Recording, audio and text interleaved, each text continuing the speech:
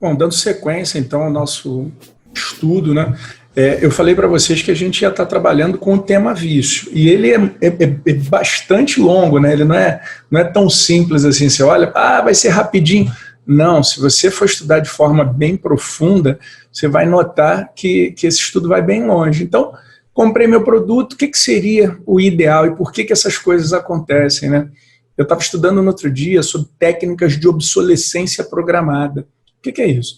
Na verdade, o ideal era você comprar um bem de consumo, comprar uma televisão, comprar uma geladeira, comprar uma bicicleta, e essa bicicleta durar o tempo que tem que durar, a televisão durar o tempo que tem que durar, a geladeira durar o tempo que tem que durar. Mas existem algumas situações em que, em realidade, o que o fornecedor faz? Ele torna o seu produto obsoleto para que você troque esse produto antes da vida útil desse bem de consumo acabar. Você quer ver uma coisa? Os telefones celulares, antigamente, eles duravam um pouquinho mais. Né? Os telefones duravam um pouquinho mais. E aí eles foram perdendo as televisões também.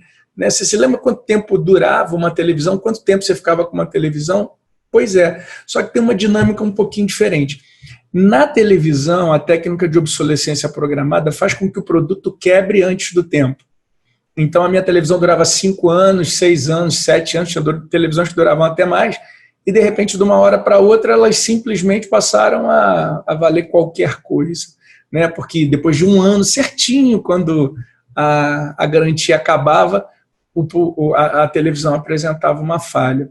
Já no telefone celular, foi uma dinâmica interessante também. Por quê? Porque o produto não quebra, como acontece com a televisão, mas a bateria descarrega. Os aplicativos vão consumindo cada vez mais memória, e aí, se o aplicativo consome mais memória, aquele teu produto vai se tornando obsoleto, porque o ideal é que você tenha um telefone que possa atender a toda essa expectativa, sobretudo porque hoje nós vivemos com os aplicativos dos telefones celulares. Né? E eu estava estudando no outro dia uma coisa que foi interessante, porque pensa aqui comigo, com o avanço das tecnologias, você deveria consumir menos memória. Né? Porque a tecnologia avança e você ocupa menos espaço. Mas não, você vai notando justamente o movimento oposto, quer dizer, isso é doloso. Num ano, o carregador do celular tem uma entrada, no outro ano, o mesmo celular tem uma outra entrada. E um fone de ouvido que não é compatível com ambos, para forçar você a comprar um fone que tem wireless, ou não. Então, o ideal era você ter um telefone e ele durar. Se você lançou um novo modelo, por que o carregador não pode ser o mesmo? Por que os aplicativos não usam menos memória? E aí você vai obtendo essas respostas, porque isso é uma técnica de obsolescência programada que tenta fazer com que esse produto fique obsoleto antes do tempo. A Apple mesmo, aí eu posso dar nomes, né, ela foi autuada porque descobriram que em uma das atualizações do sistema, que é o iOS, aquela atualização fazia com que a bateria durasse menos tempo. E você fica com o telefone justamente dentro da expectativa de durabilidade da bateria. Porque se a bateria vai durando muito, você não pensa em trocar o telefone. Mas depois que você já tem que ficar carregando toda hora, tem que ficar andando com aqueles eliminadores de bateria em mãos, vai te dando a vontade de trocar esse aparelho. Então, se ele carrega cada vez menos, você tem mais vontade. E geralmente isso acontece nos meses de outubro, novembro. Por quê? Eu me dei de presente de Natal esse novo telefone. Eu trabalhei tanto esse ano, então eu mereço ter um telefone como esse. Porra, quantas vezes vocês já não escutaram frases como essa? Né? Então, é por aí que a banda toca, tá bom? Legal, Renato. Aí o vício se apresenta. Seja esse vício oculto, seja aquele vício aparente. Eu expliquei para vocês tudo que pode acontecer diante de um produto. O produto quebrou, o fornecedor tem 30 dias para consertar. Se não consertar esse produto, você pode pedir a troca, ter o dinheiro de volta, o abatimento proporcional do preço. Legal. Mas, Renato, esgotado esse prazo de 30 dias, que pode ser reduzido para até 7 ou ampliado para 180, você pode processar quem você quiser pelo princípio da solidariedade.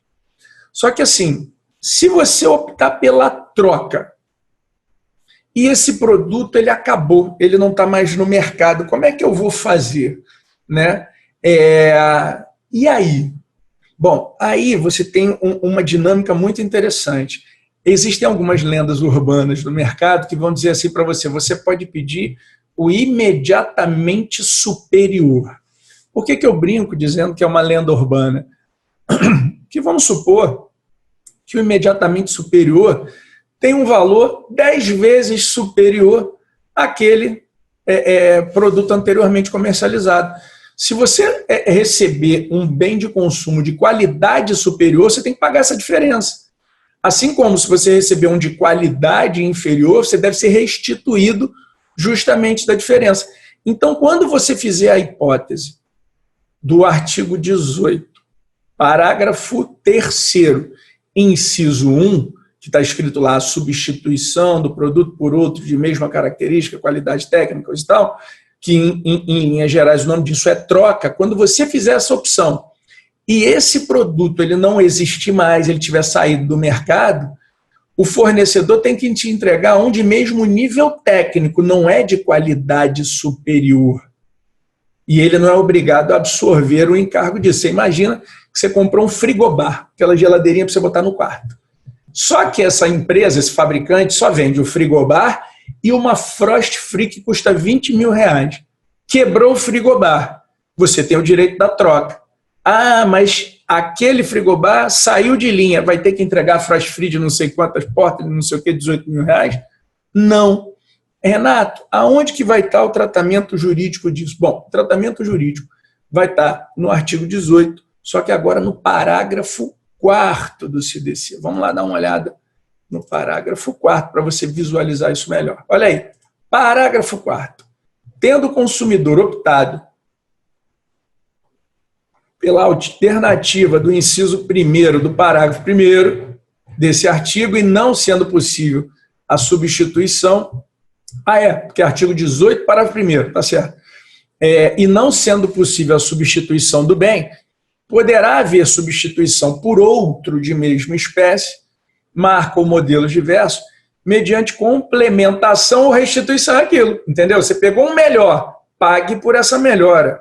Ou então vai ser restituído porque pegou um pior. Aí, ok, você vai receber o abatimento proporcional do preço, que é a restituição da diferença do preço, sem prejuízo do inciso 2º e do inciso 3º. O que é o inciso 2º? O primeiro é a troca, o inciso 2º é a devolução do teu dinheiro, é o abatimento do preço. Por quê? Se você não quiser optar por essa hipótese do inciso 1º, você está com as duas outras hipóteses abertas ainda. Tudo bem? Legal. Então, a gente viu aqui a situação do produto que apresenta uma falha, mas a todo instante você estava vendo assim, o que é algo que pode ser próprio para o consumo ou impróprio para o consumo, para eu poder atribuir um valor àquilo e dizer, esse produto está viciado. Bom, é isso que eu vou separar para vocês, tá? Vamos lá. Primeira coisa que você tem que ficar ligado, próprio para o consumo, impróprio para o consumo. Aqui eu trouxe o inciso 1º ali embaixo, mostrando para vocês que é a substituição do produto por outro de mesma espécie. Essa é a hipótese do inciso 1º que eu aventei aí em cima. Tem um tipo de produto, que quando a gente fala de impropriedade, que é o produto in natura. O que é? O produto perecível. Você comprou um melão, um mamão, é aí que eu quero entrar. Vamos lá. O parágrafo 5º vai dizer que no fornecimento de produtos in natura, quem vai ser responsável nisso aí? O fornecedor imediato, exceto quando identificado o produtor. Renato, quando é que isso aí acontece? Imagina que você entrou no supermercado e foi comprar lá um melão, né? E levou para casa, aquele melão não está legal por dentro, estava apodrecido. Quem foi que fez o melão? Não sei. Então, quem é que tem que ser responsabilizado? O supermercado. Legal. Agora, se tiver aquele selinho, né? Aquele selinho identificando claramente quem produziu, você pode atrair esse produtor. Só que perceba, essa responsabilidade é solidária. Você pode ir contra o comerciante ou você pode ir contra o fabricante, sem prejuízo algum. Legal? Tá bom. Um outro problema, quando o produto apresenta vício, são as questões de peças de reposição. Peças de reposição. Que peças de reposição eu posso utilizar? Vamos lá.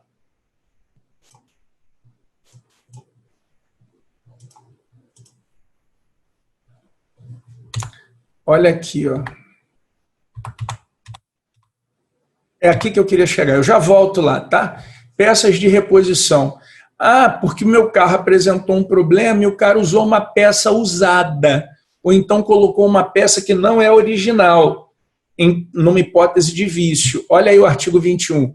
No fornecimento de serviços que tenham por objetivo a reparação de produto, o que vai se considerar como implícito? A obrigação de empregar componentes de peça de reposição originais. Ah, então não dá para fazer aquele remoldezinho, aquela pecinha mais... Não, está dizendo aí, ó, originais, adequados e peças novas, tá? Ou que mantenham as especificações técnicas do fabricante, salvo quando esses últimos ajustarem dessa forma. Então, o produto, quando apresentar um vício e eu levar no fornecedor para ele sanar esse vício, deixa eu tirar aqui, e eu levar no fornecedor para ele sanar esse vício, o que eu vou ter que fazer? Ah, eu vou ter que, primeiro, me documentar. Por quê? Porque se eu ajustar a entrega de uma peça não original, é bom que você tenha isso por escrito. Ah, Renato, e se eu não ajustei essa documentação, o que pode acontecer? Esquece, porque a regra, a lei, já está impondo para o fornecedor esse dever. E se ele não cumpre com esse dever, o problema não é do consumidor, o problema é dele. Legal? Ô, Renato, beleza. Então, a gente esgotou aqui o tema produtos, né? Até mesmo a questão da prestação de serviço na manutenção desse produto. Então, o tema produto foi para o buraco. Mas, veja, o produto pode apresentar uma falha, assim como o serviço também pode apresentar uma falha. E o vício, ele pode ser de qualidade, que é esse que a gente esgotou, e o vício pode ser de quantidade. Deixa eu jogar no quadro para a gente ficar bem nisso aqui. Vamos lá. Ó, estamos trabalhando com o tema vício. Vício. O vício pode ser de qualidade, e esse vício de qualidade está lá no artigo 18. E peraí, vamos lá, pode ser do produto. Vício de qualidade está aqui no artigo 18.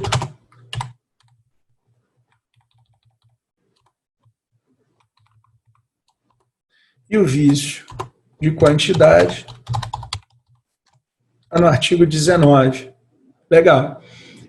A gente já trabalhou com o artigo 18 todo. Ó. Pimba, já resolvemos todo o artigo 18, falando que o fornecedor tem 30 dias para sanar, se não sanar pode acontecer isso e aquilo.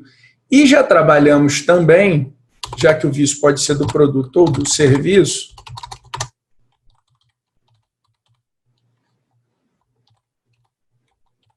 com a questão dos serviços relativos a peças de reposição, que vai estar lá no artigo 21.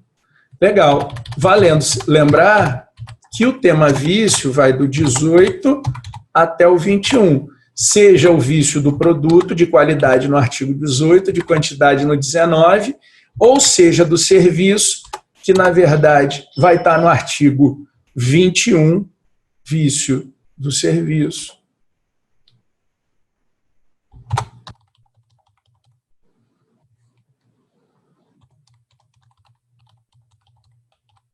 Do serviço, que vai estar no artigo 20. O que a gente já fez? A gente já estudou o vício de qualidade do artigo 18, a gente já estudou as peças de reposição do artigo 21. Para a gente fechar esse tópico de vício, o que eu vou fazer? Eu vou pegar o vício de quantidade, aqui do artigo 19, e vou pegar o vício de qualidade, só que do serviço, ok? E aí você sai com esse tema amarrado e a gente pode pular para um outro tema muito importante que se chama responsabilidade civil nas relações de consumo, que é justamente o estudo do fato do produto e do fato do serviço. Então, o vício do produto pode ser de qualidade. Como é que é o estudo do vício de qualidade? Fornecedor tem 30 dias para sanar o vício. Se não for sanado, aqui de forma breve, ó, 30 dias. Se não for sanado, aí pode pedir a troca, a devolução do dinheiro ou o abatimento do preço. Legal. Esse prazo pode ser reduzido para até 7 ou ampliado para até 180 dias. Se você se valer dessa hipótese aqui, ó, que é a troca do produto e o produto sair de linha, você recebe um de qualidade, de característica semelhante. Fechou. Renato, e o vício de... e a peça de reposição para vício do serviço? Na hora que fizer a manutenção daquele produto viciado, a peça tem que ser original. Renato, e se a peça não for original? Se não tiver ajustado com o consumidor, vai dar problema. Se tiver ajustado, não tem problema nenhum. Renato, então vamos lá. Vício de quantidade agora, né? Vício de quantidade. Artigo 19. O que é o vício de quantidade? É a falha de número, né? Quer dizer, eu comprei um produto que eu achava que tinha uma determinada quantidade, quando ele tem menos do que aquilo. Então, eu comprei 1 quilo de frango, o frango estava congelado, quando derreteu, bateu 1,5 kg. No outro dia mesmo eu fui bateu um pouquinho menos, 200 gramas menos. Eu fui no mercado no outro dia e tinha ainda, cara, isso é muito louco, né? Um Chester da época do Natal vendendo. Mas o negócio era um bloco desse tamanho assim de gelo e ali vendia por quilo, né? E você tinha que pesar e dava aquele preço. Cara, se tu botar aquele Chester com aquele bloco de gelo para descongelar, tu vai perder muito. Então, aquilo é um vício de quantidade. E aí, o que acontece quando você está diante de um vício de quantidade? A primeira coisa que você vai observar, o que é? É a figura do princípio da solidariedade. Eu fui no supermercado X e comprei o Chester da empresa Y. Legal. Eu identifiquei que tem uma falha. De quem que eu vou exigir isso aí? Você pode exigir do supermercado ou você pode exigir do fabricante. Por quê? Porque o artigo 19 vai atrair o princípio da solidariedade. Então, o fornecedor tem que consertar. Renato, e se ele não resolver esse problema? Quer dizer, não te der algo ali? E mais, quais são as soluções? Bom, a primeira solução é o abatimento do teu preço. Então, espera lá. Produto com vício de quantidade. Em primeiro plano, adota-se o princípio da solidariedade. Você pode responsabilizar o fabricante ou você pode responsabilizar o comerciante. Legal. Primeiro tópico é esse. Segundo, o que você pode exigir do fornecedor quando você identificar o vício de quantidade? Primeiro, anote lá.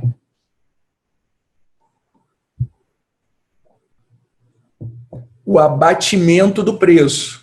Pô, você comprou 2 quilos, veio 1,5 kg, você tem lá menos 25% do valor do preço. Então, a primeira, o abatimento proporcional do preço. Qual a segunda regra? A complementação desse peso. Então vendeu 2 quilos, entregaram 1,5 kg, falta meio quilo aí na história. Então, complemente esse peso. Tá. Qual é a outra alternativa? A substituição do produto com o peso ofertado. Terceiro, a substituição do produto com o peso oferecido, com o peso inicialmente ofertado, com o peso devido. Legal. Renato, finalmente tem mais qual direito? O dinheiro de volta. Não quero mais isso. Eu já fui iludido, já fui ludibriado, eu quero meu dinheiro de volta. Repassa. Então, um dia que o produto apresentar um vício de quantidade, falei, bota 10 litros de gasolina aí para mim, bota aí. Aí o cara foi, 8 litros. O que eu posso pedir? Bom, eu quero pagar referente a 8 litros e não a 10. Eu quero que você coloque os 2 litros que estão faltando. Então, a primeira hipótese é o abatimento do preço. O segundo é a complementação desse peso. Vai lá e coloca. O outro seria uma troca do produto, mas nesse caso do combustível não ia se adaptar. Ou então, olha, faz o seguinte, pega teu combustível de volta que eu não quero mais nada não, porque não me interessa. Também dá para acontecer. Isso é um vício de quantidade. Aonde que vai estar isso? Conforme prometido no artigo 19. Então, veja o que o artigo 19 vai estar mostrando aí para vocês.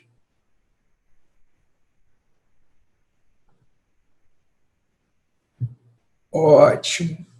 Então, o artigo 19 demonstra a questão da solidariedade. Olha aqui, ó. Deixa eu pegar minha canetinha.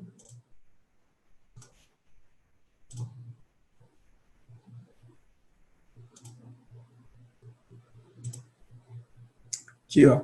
Vai anotar a questão da solidariedade. Ó, os fornecedores respondem solidariamente por vício de quê? De quantidade, né? Ah, tá. E aí o que eu vou ter? Que eu posso pedir de forma alternativa, o meu direito potestativo. Eu quero o abatimento do preço. Ou eu quero a complementação desse peso aí. Ou a substituição por outro.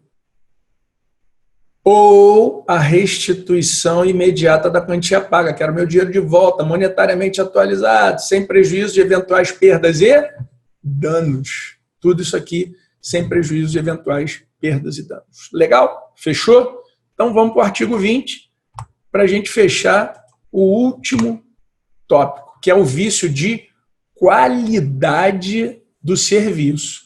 Falei para vocês que a gente ia falar agora do serviço. Falamos no 18 e no 19 de vício de quantidade e de qualidade, qualidade e quantidade. Já falei da questão do... Isso é produto. Aí já falei da questão do serviço, que for trocar peça, tem que ser original, lá do artigo 21. Agora vamos para o vício de qualidade do serviço. Quando um serviço apresentar uma falha, quais são os direitos? Tá bom? Então, olha aí. Quando um fornecedor de serviço apresentar uma falha, você vai utilizar que artigo? Artigo 20. Então, vício de qualidade de serviço, você coloca entre parênteses ao lado, vício do serviço. É quando o serviço, escreva lá, é quando o serviço frustra a expectativa do consumidor. É quando o serviço frustra a expectativa do consumidor. Imagine aqui que eu contratei um pintor para pintar minha casa e ficou uma cagada, ficou um trabalhinho de artes, né? O que eu posso pedir? Olha o inciso primeiro, a reexecução do serviço. Eu chamo o pintor e falo, pinta isso aí de novo, filho, olha como é que ficou ruim esse negócio, né? 2, eu quero meu dinheiro de volta, restituição imediata da quantia paga. Então, vício do serviço é quando o serviço frustra a expectativa do consumidor. Como solução, em um primeiro momento, o consumidor tem o direito de exigir, 1, a reexecução dos serviços. 2, o dinheiro de volta. 3, o abatimento do preço.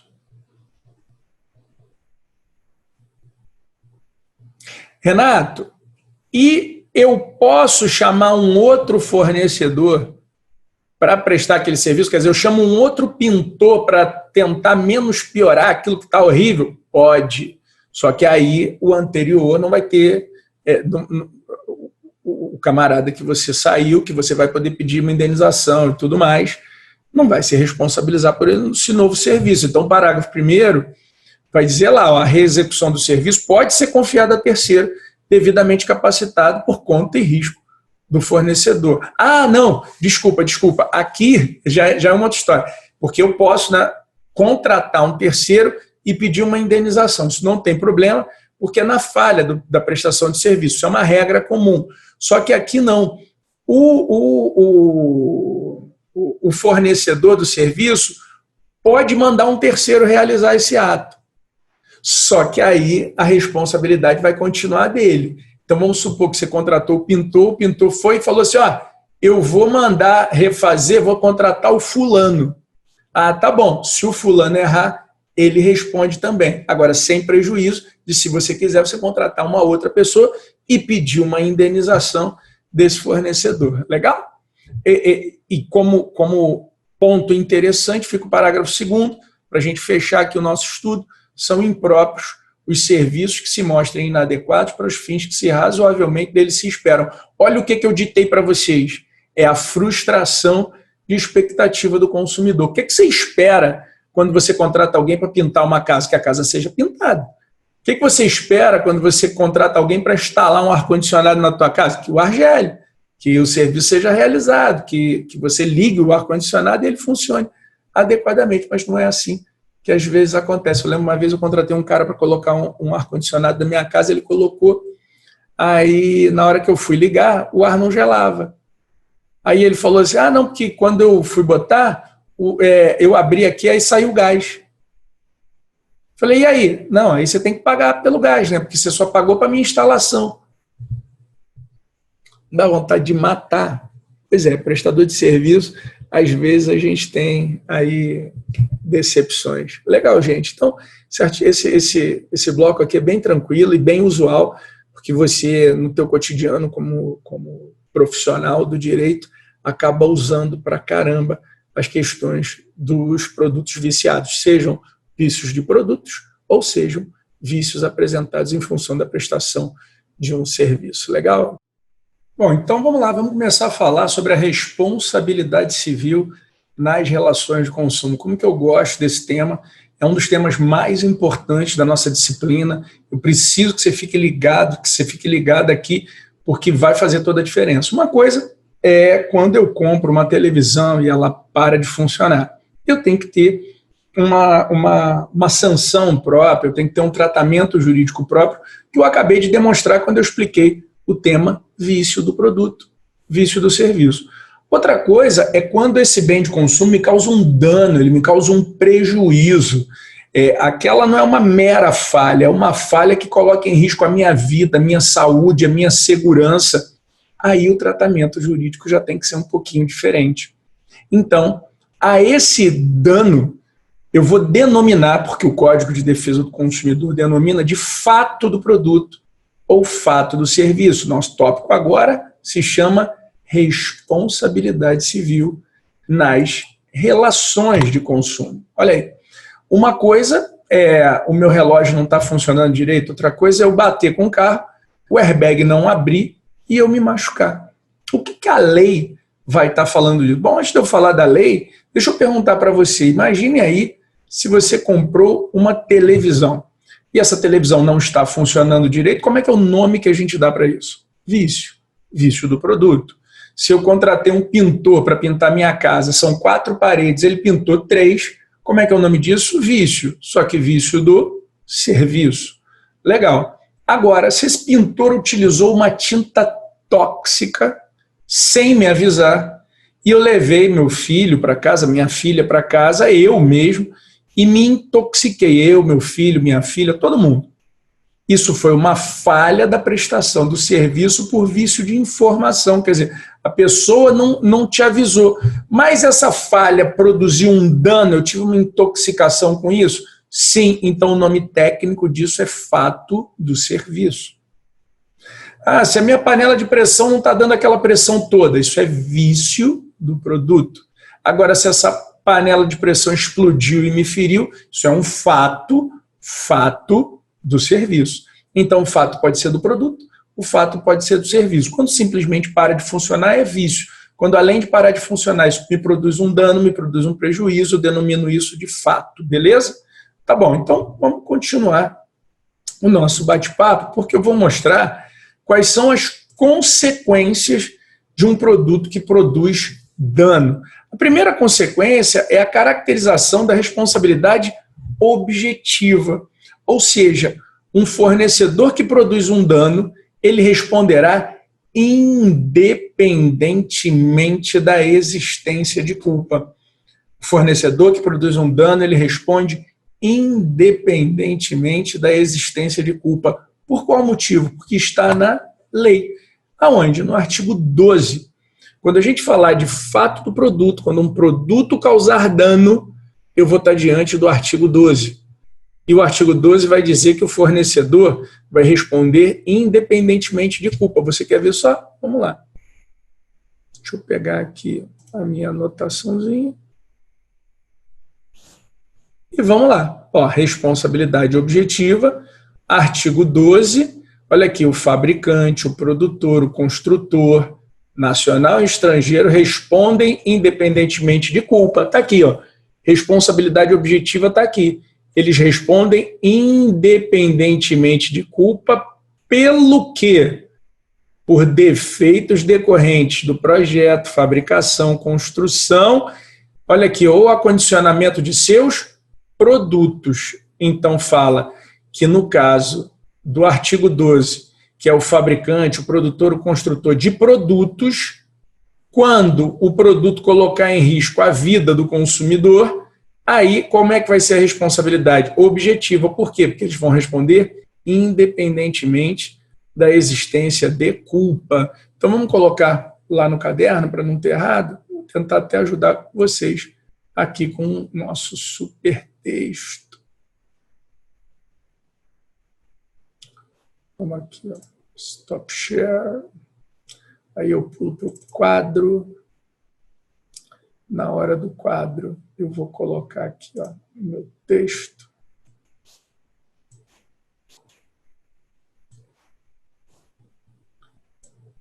E nesse texto eu vou começar a mostrar para vocês que existe uma diferença entre vício e fato, seja do produto ou seja do serviço. Legal. Ou do serviço. Quando eu estiver diante do fato, fato é o bem de consumo que causa dano, ou seja, prejuízo físico ou material ao consumidor. Isso é o fato do produto. Legal? Tudo bem. Quando eu estiver diante do fato do produto, o que eu consagro? A chamada responsabilidade objetiva. Essa responsabilidade objetiva, ela pode vir por duas vias. Pela lei ou pela chamada teoria do risco.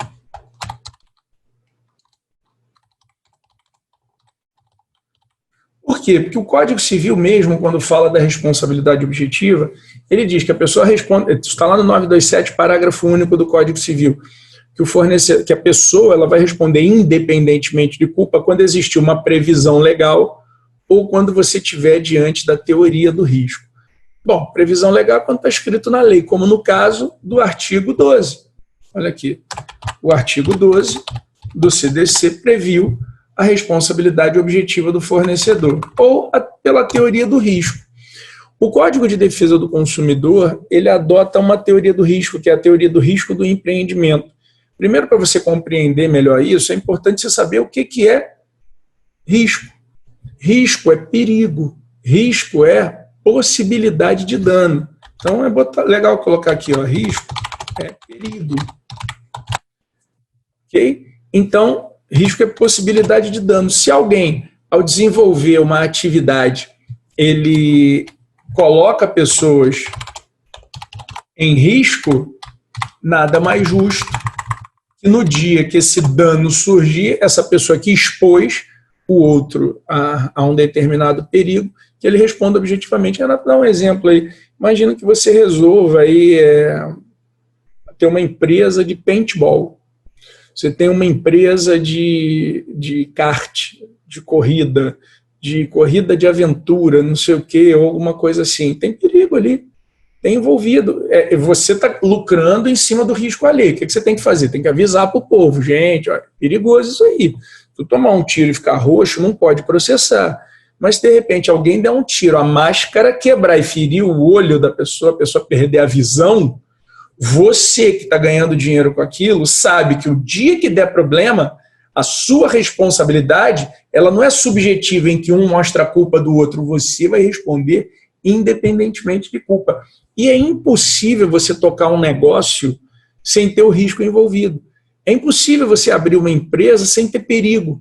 É a mesma coisa, você não abre uma empresa que não polui, que se você liga a lâmpada, tu está poluindo, né? Normalmente. Agora, e também não tem nenhuma uma empresa que não possa ter perigo, que não possa ter risco e tudo mais.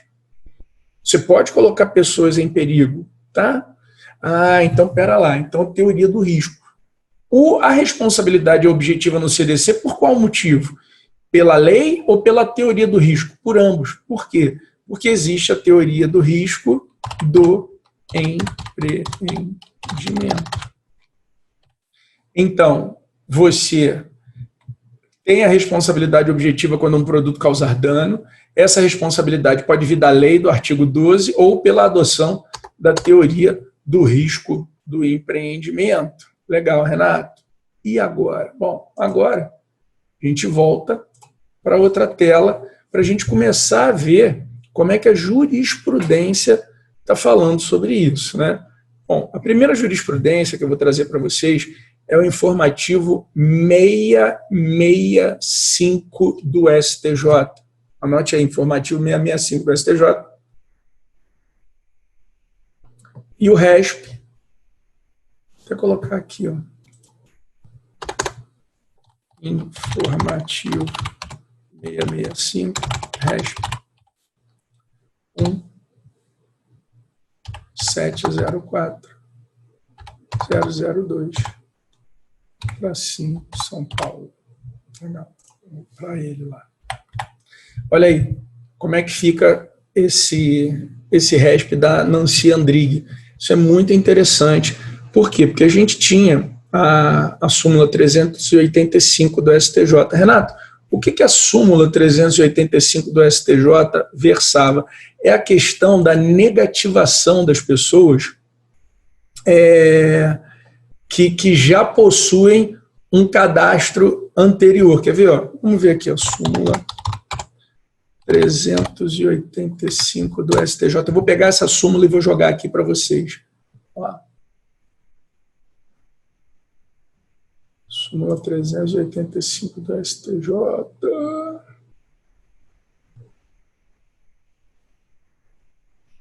Olha aqui, da anotação irregular em cadastro de proteção ao crédito, não cabe indenização de dano moral quando pré-existente uma legítima inscrição. Renato, mostra para mim isso aqui, com o maior prazer. Pera lá.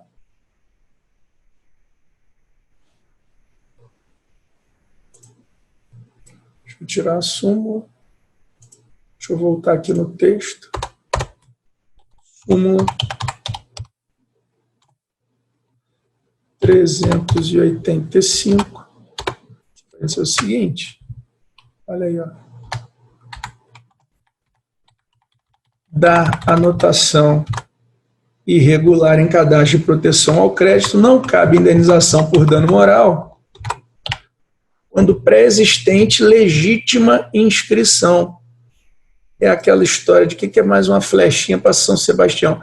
Você já tem um monte de anotações. Aí, de repente, você tem mais uma.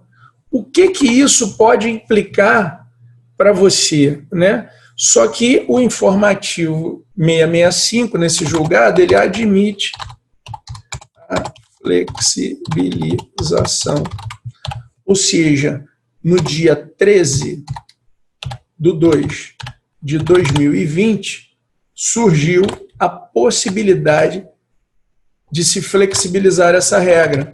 Você vê, na verdade, quando você vai observar o julgado, você vai ver o seguinte, esse consumidor ele tinha um processo que, vamos lá, imagine que eu tenho uma negativação, aí eu tenho uma outra negativação. O que é essa negativação, por mais que seja indevida, está prejudicando a tua vida se você já tinha uma anterior? Súmula 385 é isso, vai dizer, ó, não tem direito a esse dano. Você já tinha a negativação. Só que agora teve uma flexibilização. Por quê? Sabe essa negativação aqui? Ela foi alvo de um processo. e que está se discutindo a legitimidade para se cobrar isso aqui. Pô, antes de uma sentença transitada em julgada, não é justo que a pessoa sofra em função dessa nova negativação na medida que existia uma pré-existente. Só que essa pré-existência ela é relativa, porque pode ser que tenha uma sentença transitada e julgada dizendo esse cara não tem débito nenhum. E aí admitiu essa flexibilização. Extremamente interessante. Olha ali, admite-se a flexibilização da orientação contida na súmula 385 para reconhecer o dano moral decorrente da inscrição indevida do nome do consumidor em cadastro restritivo, ainda que não tenha havido trânsito em julgado de outras demandas. Claro, é justamente porque não houve o trânsito em julgado que isso está acontecendo, tá bom? Então fique atento, isso pode cair numa prova aí. Vamos para a próxima. Informativo 660. O laboratório responde objetivamente pelos danos morais causados à genitora por falso resultado de DNA. Então, eu estou trazendo aqui para vocês exemplos que não necessariamente a televisão explodiu e matou, não.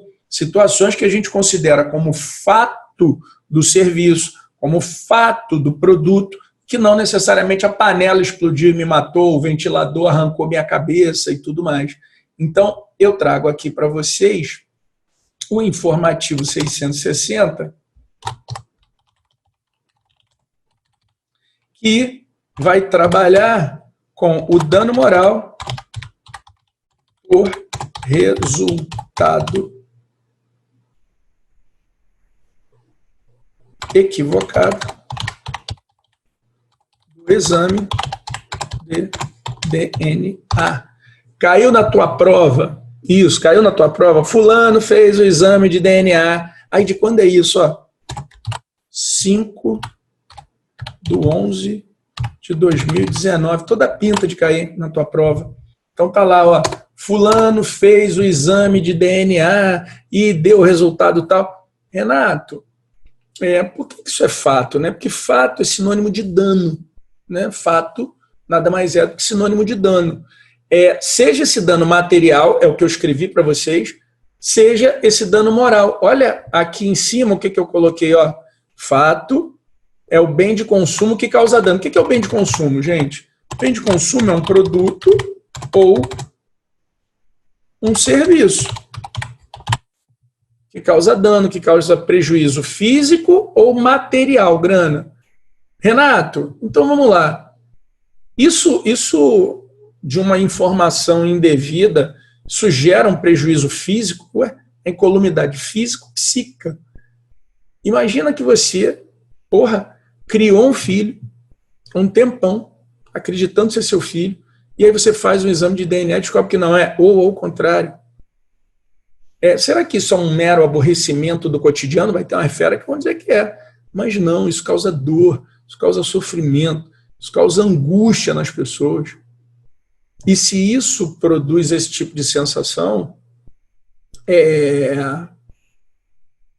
isso gera dano moral. Se fato é sinônimo de dano moral é fato, entende? Então, legal. Esse julgado para lá de interessante. Vamos adiantar. Súmula, súmula, eu devia anotar assim, súmula é aquilo que cai na prova. Né? Súmula é aquilo que cai na prova. Olha a súmula 638. É abusiva a cláusula... Primeiro eu vou ler direitinho, depois eu mastigo para vocês, tá? É abusiva a cláusula contratual que restringe a responsabilidade de instituição financeira por danos decorrentes de roubo, furto ou extravio de bem entregue em garantia no âmbito de contrato de penhor civil. Eu coloquei lá, eu empenhei um determinado bem de consumo, coloquei ele lá e aí roubaram a joia, as minhas alianças. Isso causa dano? Claro que sim. E pode existir uma cláusula contratual que isenta de responsabilidade a instituição financeira em função do roubo? Claro que não, ela é nula de pleno direito. Gente, essa súmula 638. Essa deve cair. Vou até colocar ela aqui bem bonitinha. Vocês estão notando que agora eu estou falando do fato do produto e estou fazendo apostas e estou jogando aqui para vocês as apostas, tá? Súmula 638. Tudo isso aqui é STJ, tá? É abusiva. A cláusula contratual e restringe a responsabilidade da instituição financeira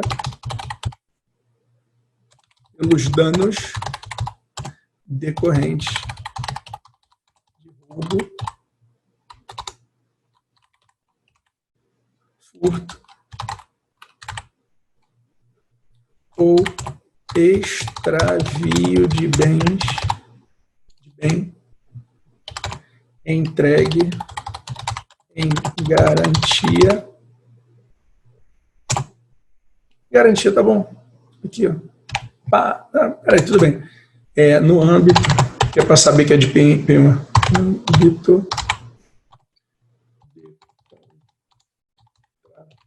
de penhor civil. Fechou.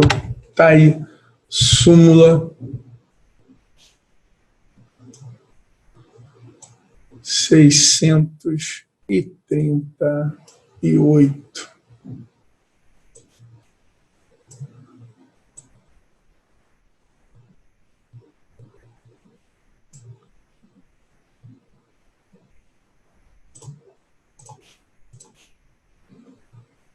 Espera aí.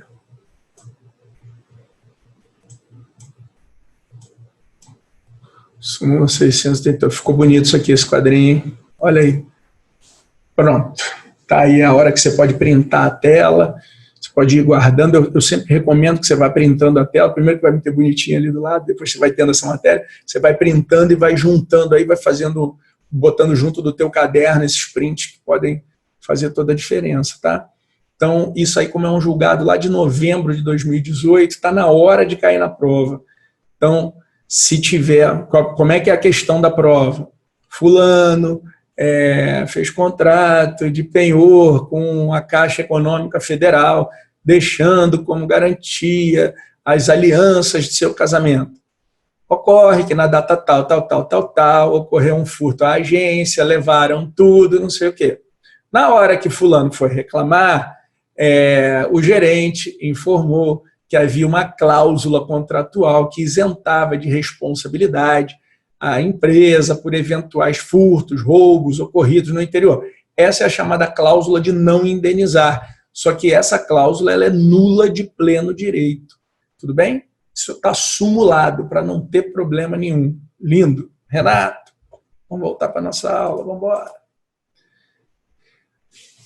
Aí, eu tenho que mostrar uma coisa para vocês. Aliás, deixa eu tampar aqui primeiro, depois eu mostro, tá?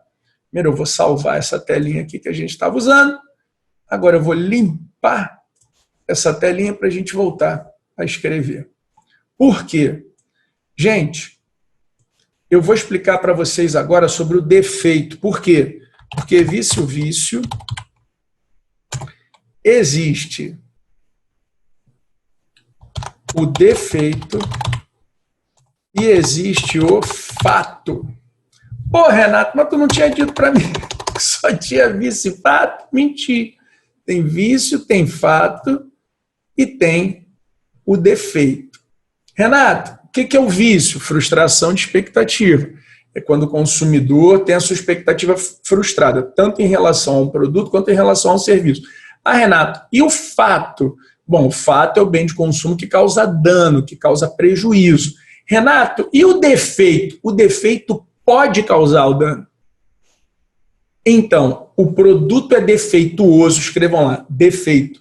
O produto é defeituoso quando não possui a segurança, o produto é defeituoso quando não possui a segurança que dele legitimamente se espera. O produto é defeituoso quando não possui a segurança que dele legitimamente se espera.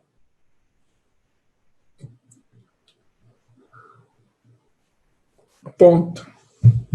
Esse é o texto do artigo 12, parágrafo 1º. Espera aí.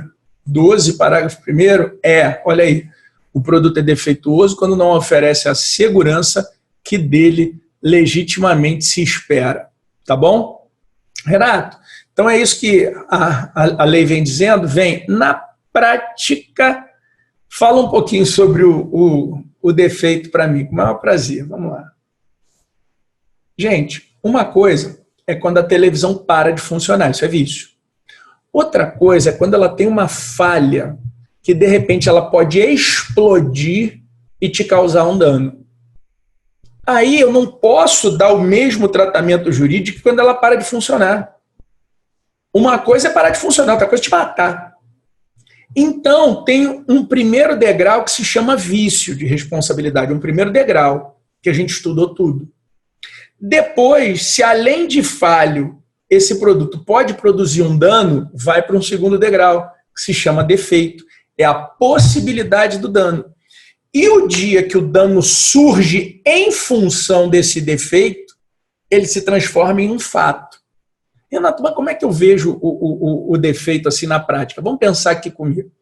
Minha televisão não está funcionando. Isso mata alguém?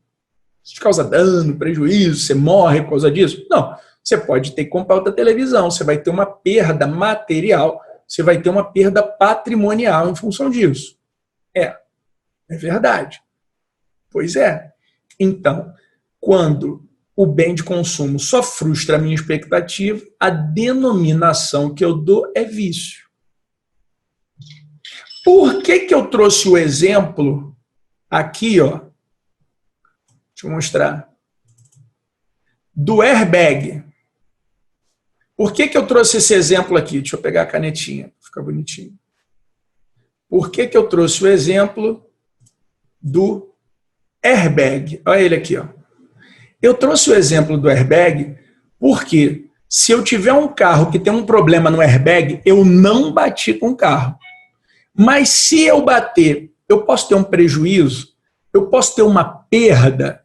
Ah, Renato, pode. Você pode ter um prejuízo, você pode ter uma perda se o airbag não abrir. Pois é. Então, se eu posso ter uma perda, se eu posso ter um prejuízo, se o airbag não abrir, o nome dessa falha, que é o airbag com problema, como é que é o nome disso? Defeito. Ah, entendi. Saquei. Então, quer dizer, quando o airbag apresentar um problema, eu posso dizer que ele é defeituoso, porque ele não está correspondendo à minha expectativa e ele coloca em risco a minha saúde, a minha vida, a minha segurança. É exatamente por causa disso. Ah, Renato, eu comprei aquela cadeira de praia. Já viu aquela cadeira de praia que tu bota e vai tum, tum, aí de repente você vai lá para trás? Você já viu que às vezes tu está sentado, quando tu dá refrescadinha assim para frente, ela vai lá para trás? Você já viu que na lateral existem dentes dessa cadeira e que aqueles dentes são de alumínio? E teu dedo pode estar ali, de repente, ir lá para trás e levar teu dedo junto? Ih, Renato, é mesmo, hein, cara? Pois é. Então, isso não é uma pequena falha, isso é um produto defeituoso. Na prática, você vai ver o seguinte, o vício não mata ninguém. Ele te causa um prejuízo que é ter que pagar outro produto daquele. Legal. Então, poxa, minha televisão parou de funcionar, tem que dar outra televisão, porque aquela televisão está viciada. Sim. Ah, agora vamos lá. Eu tenho uma panela de pressão que o birro, que o registro, que a válvula da panela de pressão, a qualquer momento pode entupir. Se entope a válvula da panela de pressão, o que vai acontecer com aquela pressão toda? Vai explodir aquilo. Aquilo pode me causar um dano, aquilo tem uma potencialidade lesiva, aquilo pode me produzir um prejuízo? Renato, pode. Pronto. A essa possibilidade de produção de prejuízo a gente denomina de defeito. E o dia que esse defeito eclode, esse defeito recebe o nome de fato. fato do produto, fato do serviço. Então, olha que interessante, o vício não gera, deixa eu aumentar aqui, o vício, ele não gera um fato. O fato, ele está ligado ao defeito. Porque um vício nunca vai causar um dano físico. Se a minha caneta parou de funcionar, gente, se essa minha caneta aqui parou de funcionar, para não fazer merchandising aqui, tinha um hotel, não faço, pronto. Se essa minha caneta parou de funcionar, o nome disso aqui é vício. Isso aqui pode colocar em risco a minha vida, a minha saúde, minha segurança? Não. Então tá. Aí eu tenho aqui, vocês já viram que eu vou dando a aula, e eu vou tomando um cafezinho aqui assim, né? Só que onde é que eu guardo isso? Eu tenho uma embalagem aqui, ó, que todo dia de manhã, quando eu saio de casa, eu vou, encho isso aqui de café e passo o dia tomando esse cafezinho aqui. Legal. Só que ó, o café, quando sai lá de casa, sai quente pra caramba. E essa fábrica me prometeu que eu posso virar isso aqui de cabeça para baixo. Está cheio de café, tá, gente? Que eu posso virar de cabeça para baixo, que não vai acontecer nada. Legal? Legal. Vamos supor que essa tampinha tem uma falha, que daqui a 2 meses, na hora que de repente eu vá tomar assim, aquele líquido escorra e me queime.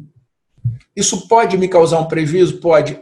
A essa possibilidade de prejuízo eu denominaria de defeito. Ah, Renato, então pode é defeito. Aí você foi beber e se queimou. Como é que é o nome disso? Fato. Renato, como é que você assegura, afiança que o fato vem do defeito? É só você observar a lei. Olha aqui a lei, ó. Quando a gente estudou o fato, eu falei para você, ó, o fabricante, o produtor, o construtor, nacional, estrangeiro e importador respondem, independentemente de culpa, responsabilidade objetiva, pela reparação de danos causados aos consumidores por, olha a palavra que está aqui, ó, defeitos decorrentes de projeto. Por que não está escrito ali vício? Por que ali não está escrito vício? Né? O fabricante, artigo 12, ele vai responder pelo defeito. Aqui, ó. Pelo defeito. Tá vendo? Legal. Por que ele não colocou vício? Porque o vício não causa dano. O vício não se transforma em um fato. É o defeito que é capaz de produzir um dano, de produzir um prejuízo à figura do consumidor. Agora, dando sequência na responsabilidade civil das relações de consumo, vocês estão vendo como é que o tema ele é para lá de interessante, e aí eu fiz a subdivisão de vício, que é a frustração de expectativa, o defeito, né, que é, além de frustrar a expectativa, coloca em risco a vida, a saúde, a segurança dos consumidores, e para fechar a porta a gente tem o tal do fato. Só que eu falei para vocês sobre a teoria do risco. O fornecedor ele possuía uma responsabilidade objetiva em função da chamada teoria do risco e porque tinha a previsão legal lá no artigo 12 e já eu mostro para vocês que também tem no artigo 14, porque quando a gente fala de produto que causa dano, a gente fala do artigo 12.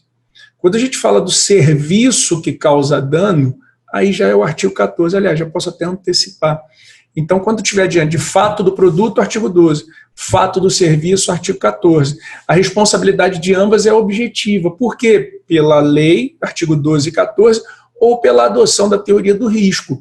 E quando a gente fala de risco, fala de perigo, fala de possibilidade de dano, fala de responsabilidade objetiva. Legal. Só que existe uma teoria do risco que eu precisava trabalhar de forma mais aprofundada com vocês, que é o chamado risco do desenvolvimento. Vamos lá. É a teoria do risco do desenvolvimento. Renato, o que trabalha a teoria do risco do desenvolvimento? É a possibilidade da responsabilização de alguém em função do lançamento, do surgimento, da eclosão de uma nova tecnologia. Espera aí. Vamos supor que eu fazia um carro e o meu carro que eu fabricava e vendia para você, ele não tinha o airbag. O airbag é uma coisa relativamente nova. E que o airbag, depois da sua utilização, ele começou a salvar muitas vidas. A pergunta que eu faço é a seguinte: será que eu posso responsabilizar o fabricante do automóvel, o fabricante do veículo, por acidentes ocorridos antes da criação do airbag? Porque a partir do momento que eu desenvolvo, que eu crio uma nova tecnologia, que eu trago uma tecnologia mais aperfeiçoada, mais segura, até onde eu estou trazendo essa tecnologia mais segura e até onde, na verdade, o meu produto tinha uma falha e eu já deveria ter lançado esse produto sem essa falha. Então vamos lá, coloque no seu caderno, Teoria do Risco do Desenvolvimento. Trata-se da discussão quanto à possibilidade da responsabilização de um fornecedor pelo advento de uma nova tecnologia. Trata-se da possibilidade da responsabilização de um fornecedor pelo advento de uma nova tecnologia.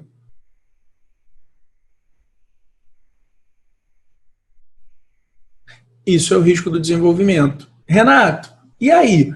O que você acha? Bom, eu vou mostrar para vocês o que a legislação brasileira trabalha, que é o artigo 12, mas o parágrafo 2º do artigo 12. O produto não é considerado defeituoso pelo fato de um outro de melhor qualidade ter sido colocado no mercado. Como é que isso cai numa prova aí, né? Como é que isso vira questão de prova? É o caso da serra elétrica. Como assim o caso da serra elétrica? A serra elétrica é um produto, deixa eu até aumentar aqui a tela para a gente conversar. A serra elétrica, por si só, é um produto de alta periculosidade, até por causa do manuseio da mesma, né? Então, você imagina aqui que eu tenho a serra elétrica, você tem uma área que é a base, o motor da serra, e aí você tem o arco da serra. Normalmente, você liga aquela serra com um motor de arranque, você puxa como se fosse uma cordinha. E, às vezes, ela gira para trás, no sentido daquela pessoa que liga. Imagina, você ligou, ela veio e muita gente se cortava em função disso. De tanto isso acontecer, isso é um julgado, tá?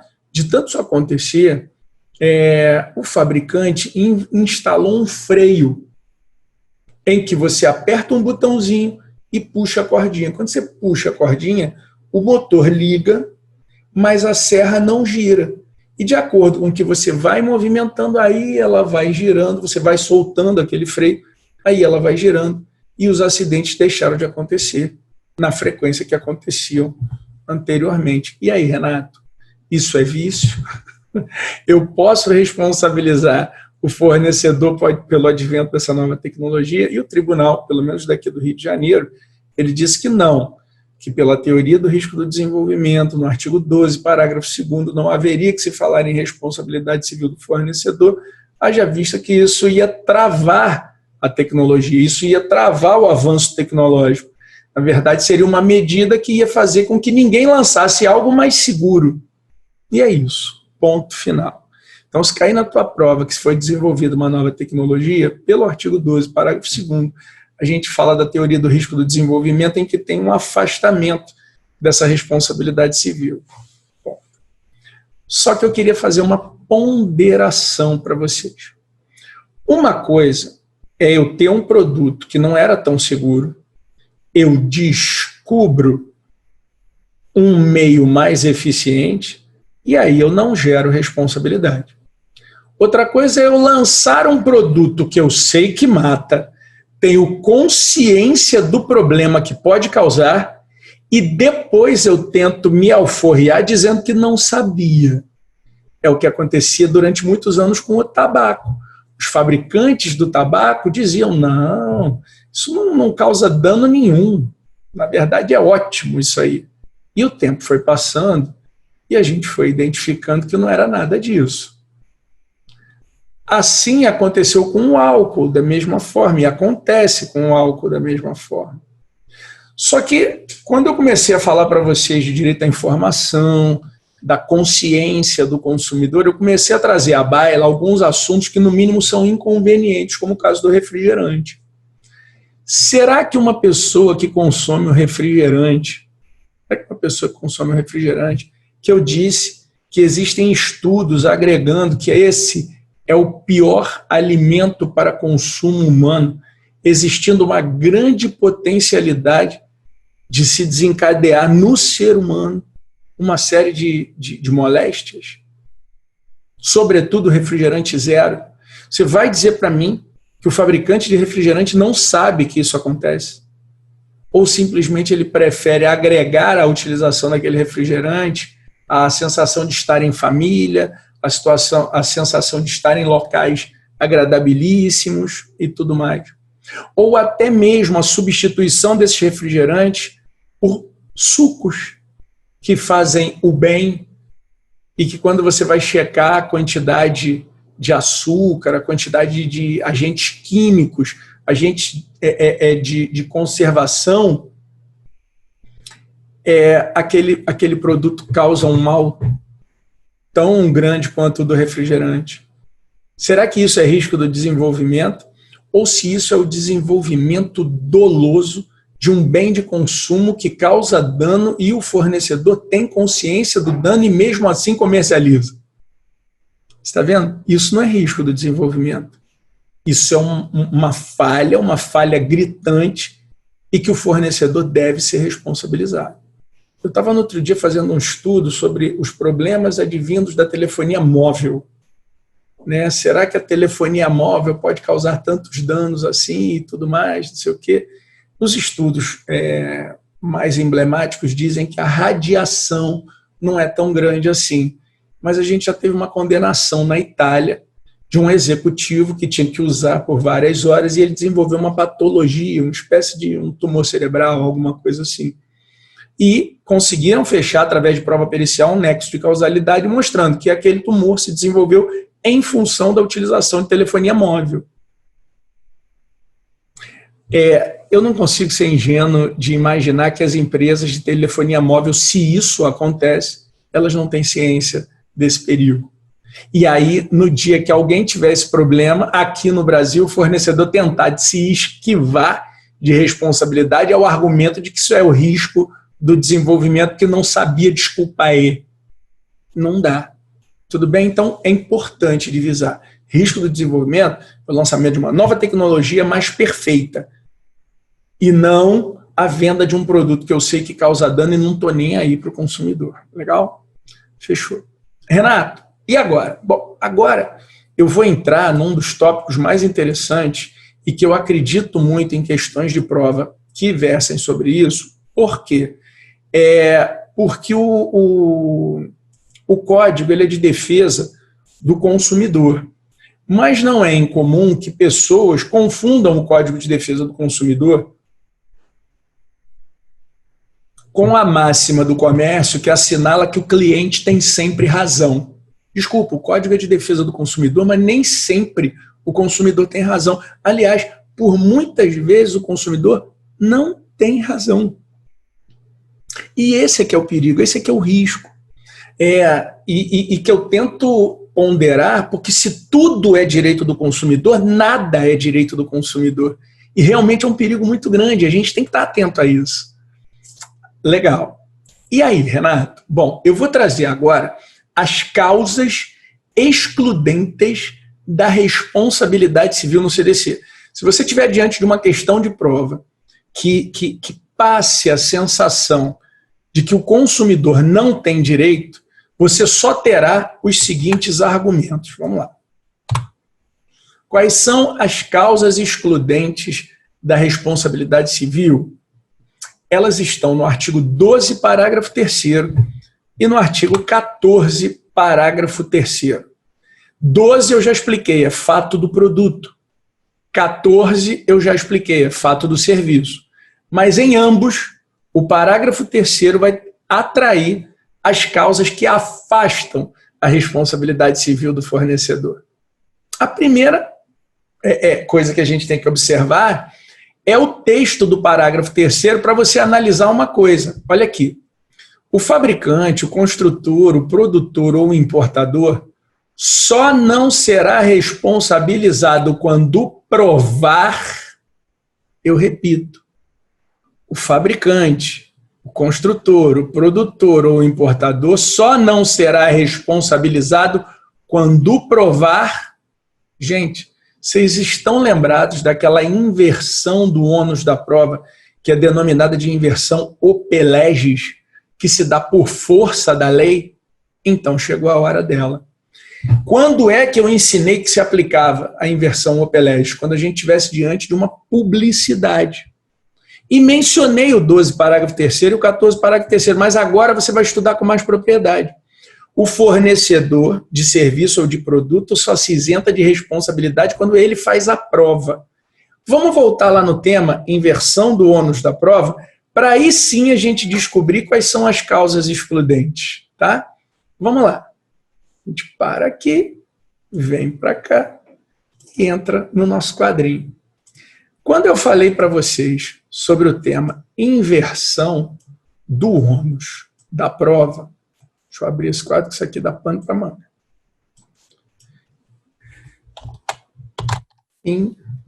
Inversão do ônus da prova. Eu falei que a inversão possuía espécies. E quais eram as espécies de inversão do ônus da prova? A inversão poderia ser ope iudices, ou seja, aquela que se dá por força do direito. E a inversão poderia se chamar inversão ope legis, aquela que se dá por força da lei. A inversão ope iudices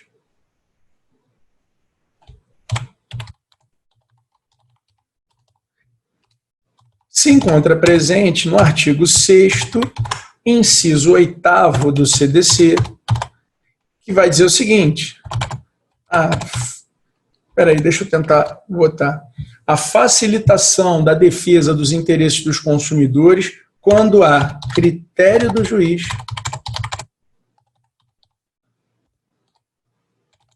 a alegação for verossímil ou o consumidor ele for hipossuficiente. Só rememorando, Renato, o que é uma alegação verossímil? A alegação verossímil é aquela que aparenta ser verídica, é aquela que parece ser verdadeira. Legal. Então, a inversão do ônus da prova, esse tema, esse tópico, vai ter duas espécies. A ope iudices, que vai estar no artigo 6º, inciso 8º, que a gente já estudou, e que a inversão ela será concedida quando há critério do juiz. O que é que eu penso daí? Que se é critério, o juiz poderá ou deverá inverter o ônus da prova? Ele poderá inverter o ônus da prova. Ele não deverá inverter esse ônus. Tá bom, poderá. Poderá quando? Quando a alegação for verossímil. Renato, o que é verossímil? Verossímil é aquilo que parece ser verdade. Então, quando o consumidor fala que está tentando cancelar o telefone da empresa tal e não está conseguindo, será que isso parece ser verdadeiro? Será que você já passou por isso? Ah, Renato, já passei. Pois é, então aquela alegação é verossímil. Ou quando o consumidor for hipossuficiente. Quando o consumidor for hipossuficiente. Quando ele estiver abaixo da suficiência. Abaixo da suficiência. Ou seja, ele encontrar uma dificuldade para produzir sua prova. Daí eu dizer que a hipossuficiência é de ordem processual, que é quando o consumidor tem uma dificuldade de fazer a prova do seu direito. Então, como é que a gente estuda? Renato, se a inversão for ope iudices, o juiz poderá inverter o ônus da prova Quando a alegação parecer ser verdadeira, eu vou até fazer o seguinte aqui, ó, ou o consumidor ele for hipossuficiente. Só que eu tenho a inversão opter leges, que se dá por força da lei, ela vai estar no artigo 38, quando falar de publicidade, ou ela vai estar no artigo 12, parágrafo 3º, que é esse que a gente está estudando, quando falar de fato do produto que causa dano, ou vai estar no artigo 14, parágrafo 3º, que é quando a gente fala de fato do serviço, um serviço que causa dano. E nesses casos, olha o que a lei vai dizer. O fornecedor só não será responsabilizado quando provar.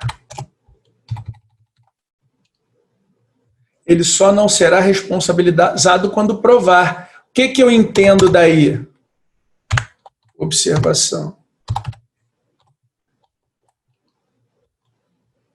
Quando um bem de consumo ou serviço causar dano, ou seja, fato do produto ou do serviço, já está invertido o ônus da prova por força da lei. Que lei? Artigo 12, parágrafo 3º, artigo 14, parágrafo 3º.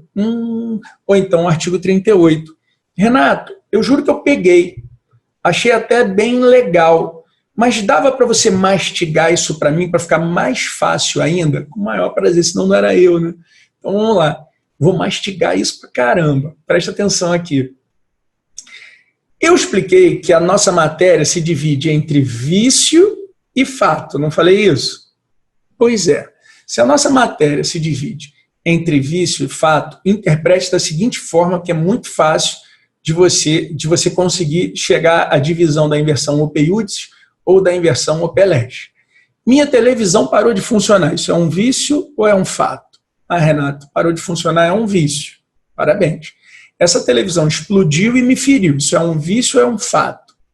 Ah, Renato, se explodiu e me feriu, era um defeito, na verdade, que me causou esse prejuízo. Tá, isso é fato. Pois é, toda vez que for vício, a inversão será opter-iudice. O juiz poderá inverter. Ele vai olhar e vai falar, pô, o consumidor está falando uma coisa que parece ser verdadeira, ou ele está tentando cancelar esse telefone, não está conseguindo há um tempo. Essas coisas acontecem, vou inverter. Ele pode inverter ou não, porque é critério. Ah, ó, o meu carro está com um barulhinho ali, não. Eu estou dirigindo, aí eu escuto um barulhinho assim no teto. Isso é vício ou é fato? É vício. O juiz pode inverter, ele pode falar, ó, o fornecedor tem que mostrar aí alguma coisa. Por quê? Porque parece ser verdadeiro, essas coisas acontecem. Ah, não parece ser verdadeiro, não. Tudo bem, mas é fácil do consumidor provar o barulhinho na parte interna do forro do carro? Não, então ele é hipossuficiente. Porque eu inverto o ônus da prova quando a alegação for verossímil ou quando o consumidor estiver abaixo da suficiência, ele tiver uma debilidade processual no que diz respeito à produção de sua prova. Verdade. Legal, entendi. Então, quando for vício, o juiz poderá inverter o ônus da prova e a alegação for verossímil e o consumidor hipossuficiente, e essa fundamentação está no artigo 6º, inciso 8º. Renato, vamos para outra hipótese. E fato? Aí o artigo 12, parágrafo 3º, diz que fato do produto já está invertido, porque ele só se isenta quando ele faz a prova. E o artigo 14, parágrafo 3º, vai dizer que na hipótese de serviço, o fornecedor só se isenta quando ele faz a prova. Ah, Renato, então, vício opter-iudice, o juiz poderá. Fato, já está invertido o ônus da prova por força da lei. Exato. Professor, e se eu estiver diante do tema publicidade? Aí é a mesma coisa que fato. Está vendo como é que fica fácil? Quebrou, vício, opter-iudice. Ah, causou dano, fato, opter-leges. Aí já é outra história. Vamos aqui. Minha televisão parou de funcionar. Isso é um vício ou é um fato? Vício. Então é OP iúdices ou OP leges? É OP iúdices. Então o juiz poderá ou já está invertido o ônus da prova por força da lei? Ele poderá. Renato, essa televisão explodiu e me feriu. Isso é um vício ou é um fato? É um fato. Aí o juiz poderá ou já está invertido o ônus da prova por força da lei? Já está invertido o ônus da prova por força da lei. Quem é que vai ter que fazer a contraprova? Fornecedor. Vamos botar isso num quadrinho para ficar melhor ainda? Deixa eu salvar esse aqui. Eu estou adorando isso. Gente, eu vou contar uma coisa para vocês. Sabe o que é paixão? É mais ou menos o que está acontecendo aqui. Eu, sinceramente, quando a gente começou nesse sistema de ensino à distância, porque você sabe, né, eu sou apaixonado pelo aluno, eu quero estar na sala de aula, eu gosto do aluno. Mas são as situações de vida que se apresentam, o ensino à distância ganhou corpo e eu estou aqui com vocês. Eu não tinha noção, sinceramente. Vocês estão notando que até no correr, com o correr das aulas, eu vou ganhando mais ambiência com a técnica, né? E realmente faz uma diferença danada. Você pega a lei, recorta, joga ali, vai, volta no outro, dá uma interatividade. Eu faço questão de cortar, vem para mim, volta, porque é muito melhor do que aquela aula que às vezes está monótona, você está perdendo ali o sono. Aliás, está perdendo o sono, não, está ganhando ali o sono. Aqui não, a gente vai dando uma dinâmica bem legal. Então vamos tentar fazer isso aqui. Olha, a inversão, deixa eu botar em caixa alta aqui, pode ser OP iúdices, e essa inversão também pode ser OP leges. Legal. A inversão OP iúdices está no artigo 6º, inciso 8º. Nessa inversão, você vai adotar quando você estiver na hipótese de vício. Legal. Então, é OP iúdices, artigo 6º, inciso 8º, e eu uso quando eu estiver diante do vício.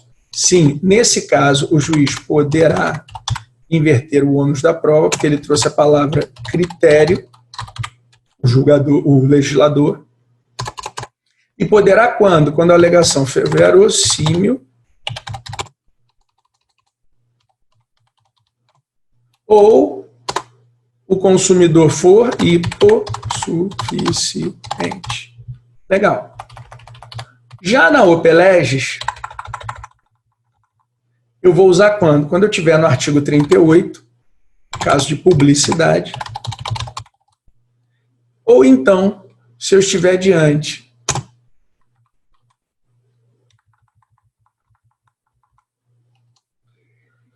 do artigo 12, parágrafo 3º, fato do produto, ou artigo 14, parágrafo 3º, fato do serviço. Legal. Nesse caso, não é poderá. Nesse caso, já está invertido o ônus por força da lei. Renato, e aí, a alegação tem que ser verossímil? Não. O consumidor tem que ser hipossuficiente?